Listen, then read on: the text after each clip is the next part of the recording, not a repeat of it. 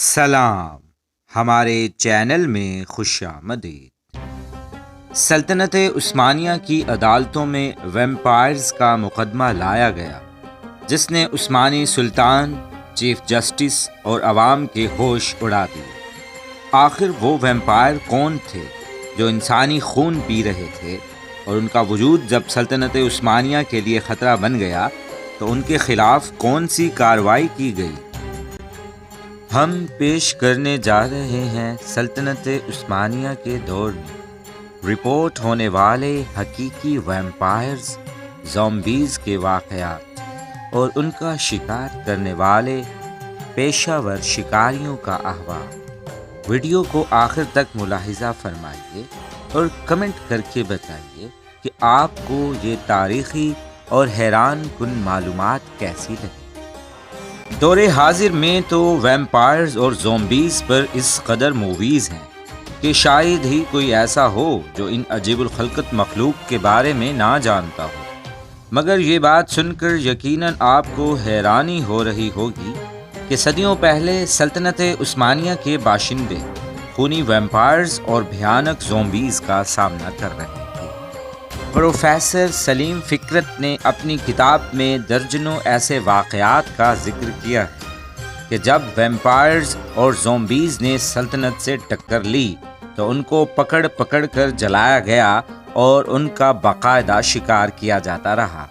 اپنے دور کی سپر پاور سمجھی جانے والی سلطنت عثمانیہ میں ویمپائرز اور ان کی خونی کارروائیوں کا پہلا واقعہ 16ویں صدی عیسوی میں سلطان سلیمان دا میگنیفیسنٹ کے دور میں رپورٹ ہوا کہ جب سلطنت کے شیخ الاسلام ابو سعود آفندی کی عدالت میں سرزمین بلقان سے کسانوں کا ایک وفد حاضر ہوا۔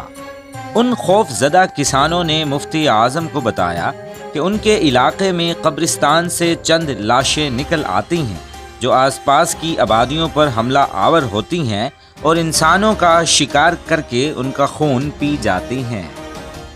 سلطنت کے مفتی اعظم کے پاس یہ انتہائی عجیب و غریب قسم کا پہلا مقدمہ تھا جس کے لیے انتہائی تحقیق و تفتیش کی ضرورت تھی۔ تو مفتی اعظم نے ابتدائی تفتیش کے طور پر ان قبروں کو کھدوایا تو عثمانیوں نے دیکھا کہ ان قبروں میں لاشیں صحیح و سالم تھیں جن کے منہ اور کفن پر خون کے نشانات بھی تھے۔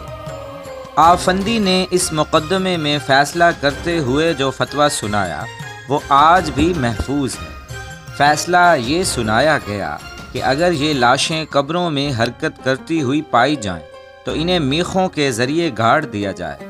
اگر لاشیں پھر بھی اپنی قبروں سے باہر نکل آئیں تو ان کے سروں کو کاٹ کر ان کے پیروں کی جانب دفن کر دیا جائے، اور اگر اس کے باوجود بھی یہ لاشیں قبروں سے نکلنے کی کوشش کریں تو ان کو جلا کر بھسم کر دیا جائے۔ یہ صرف ایک واقعہ تھا، مگر سلطنت عثمانیہ کی شرعی عدالتوں میں 19ویں صدی عیسوی تک اس قسم کے بہت سارے مقدمات درج ہوتے رہے جن میں سے اکثر کا تعلق بلقان سے ہوتا تھا۔ مشہور و معروف سیاح اولیا چلبے 40 سال سلطنت عثمانیہ اور اس کے قریبی علاقوں کی سیر و سیاحت کرتا رہا۔ وہ 17ویں صدی عیسوی میں لکھے گئے اپنے سیاحت نامہ میں سلطنت عثمانیہ کے دور میں سر اٹھانے والے ویمپائرز اور ان کے انجام کے بارے میں لکھتا ہے۔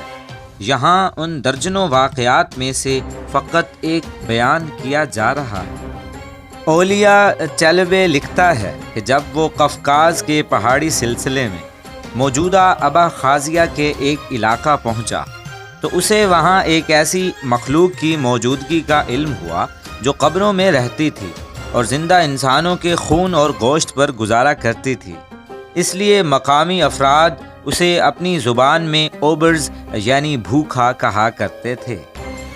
اولیا چلبے مزید لکھتا ہے کہ اس علاقے میں پروفیشنل ہنٹر بھی موجود تھے جو ایسی خونخوار لاشوں کا باقاعدہ شکار کیا کرتے تھے۔ وہ ان کے پر اسرار مقبروں اور ٹھکانوں کو تلاش کرتے اور ان کو باہر نکال کر جلا ڈالتے۔